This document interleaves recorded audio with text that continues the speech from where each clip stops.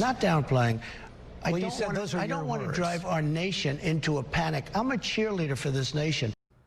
New this morning, President Trump sits down with undecided voters at a town hall event in Philadelphia last night. The mix of voters, some from right here in our area, hit the president with some tough topics.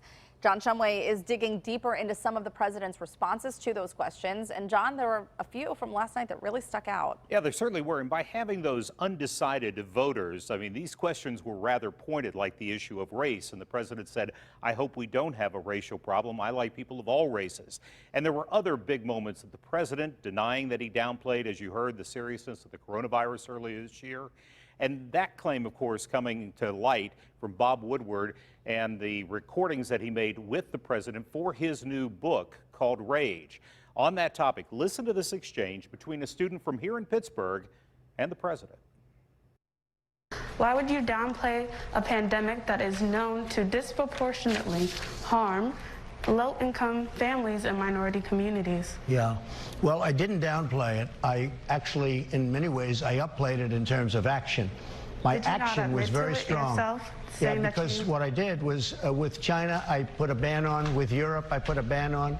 And we would have lost thousands of more people had I not put the ban on. So that was called action, not with the mouth, but in actual fact.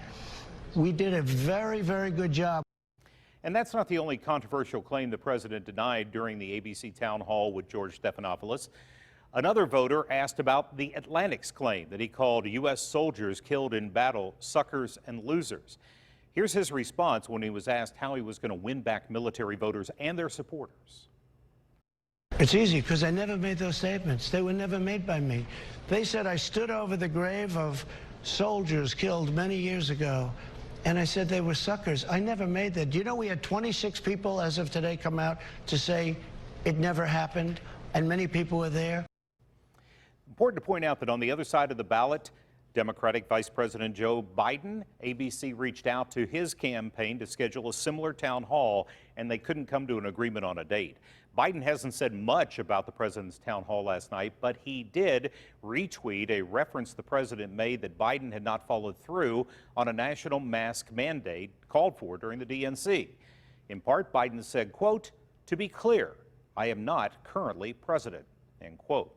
Heather, I got a feeling we're going to see a lot more of this in Pennsylvania because we are such a swing state, and the election is just 48 days away. It's hard to believe it is, and a lot of discussion coming out of what happened at the town hall last night. Thanks so much, Shum.